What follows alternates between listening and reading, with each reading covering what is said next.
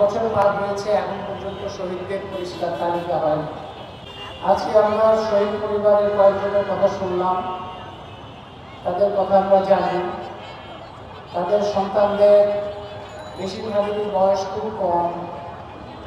তাদের জীবনে অনেক স্বপ্ন ছিল, তাদের পরিবারের স্বপ্ন ছিল। এক একজনের জীবন যাওয়া মানে তো একজনের জীবন যাওয়া না, একজনের জীবন যাওয়া মানে একটা পরিবার বসে যাওয়া। একমাত্র স্মার্ট সিটি বসুন্ধরা, আধুনিকতায় এক ধাপ এগিয়ে। একজনের জীবন যাওয়া মানে তার সাথে সম্পর্কিত অনেক স্বজনের স্বপ্ন আকাঙ্ক্ষা ভেঙে পড়া।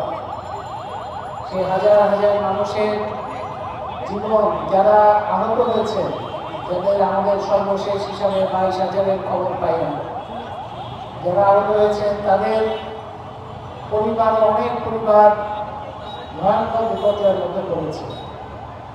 সেই গণঅভ্যুত্থানের পরে নতুন সরকার এসছে, নতুন সব অন্তর্বর্তী সরকার। 1 বছর পার হয়েছে। আমরা বিস্ময়, ক্ষোভ এবং প্রতিবাদের সঙ্গে খেয়াল করি 1 বছর পার হয়েছে, এখন পর্যন্ত শহীদদের পরিষ্কার তালিকা হয়নি। সরকার একটা তালিকা দিচ্ছে, জাতিসংঘ একটা তালিকা দিচ্ছে, আবার অন্যান্য সংগঠন এক এক রকম তালিকা দিচ্ছে। এখন পর্যন্ত পরিষ্কার একটা তালিকা হয়নি।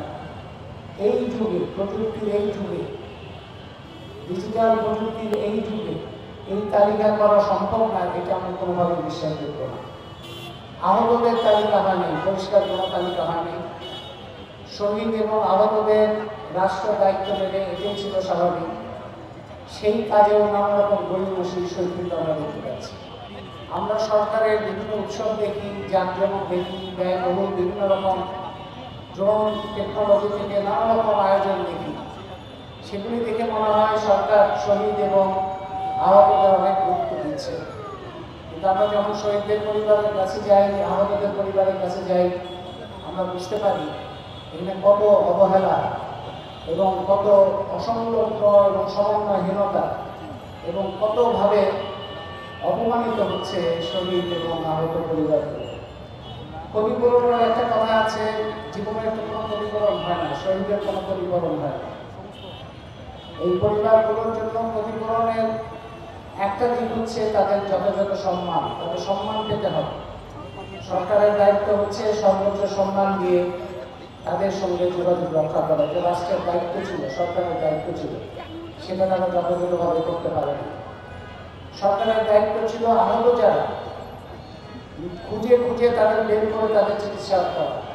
কিন্তু আমরা দেখতে পাচ্ছি যারা আহত হচ্ছে তাদেরই খুঁজতে হচ্ছে, বেদলাভা করতে হচ্ছে, কাগজপত্র দিতে হচ্ছে, প্রমাণাদি হাজির করতে হচ্ছে। একবার এক হাসপাতাল, আরেকবার এক হাসপাতাল, এমনকি ডাক্তারের কাছে গিয়ে এমন বিদেশে পাঠানো হয়েছে, তারপরে খোঁজ খবর নাই, সেগুলো আমরা শুনেছি। এগুলো তো খুবই অপমানজনক ব্যবহার, এটা তো তাদের কাছে প্রত্যাশিত ছিল না। শহীদ এবং আহত যারা হয়েছেন, তাদের শহীদ যারা হয়েছে তারা তার জীবন ফেরত পাবেন না। যারা আহত হয়েছেন, অনেকের পা গেছে, অনেকের হাত গেছে, অনেকের চোখ গেছে, অনেকের সারা শরীর ক্ষত বিক্ষত, সেই অক্ষত শরীর আর ফেরত পাওয়া যাবে না। তাহলে তাদের সান্ত্বনাটা কোথায়? তাদের সান্ত্বনা একমাত্র হচ্ছে, একটা হচ্ছে এই হত্যাকাণ্ড যারা করেছে তাদের যথাযথ বিচার, আরেকটা হচ্ছে তাদের জীবনের বিনিময়ে, তাদের রক্তের বিনিময়ে এই দেশের যদি যথাযথ পরিবর্তন হয়, এই দেশের মানুষ যদি অত্যাচার থেকে মুক্ত হয়, দুর্নীতি থেকে মুক্ত হয়, বৈষম্য থেকে মুক্ত হয়, সেটি হচ্ছে তাদের জন্য একটা বড় পাওয়া। একটা সান্ত্বনা তারা দিতে পারবে যে হ্যাঁ, আমার সন্তানের জীবনের বিনিময়ে, আমার ভাইয়ের জীবনের বিনিময়ে, আমার স্বজনের জীবনের বিনিময়ে কিংবা তাদের পঙ্গুত্বের বিনিময়ে দেশে একটা পরিবর্তন এসেছে। দুঃখের বিষয় হচ্ছে দুটোর কোনোটারই কোনো লক্ষণ এখন পর্যন্ত 1 বছর আমরা পাইনি। Follow us on Facebook. Subscribe our YouTube channel. Get the latest update on www.daily-sun.com.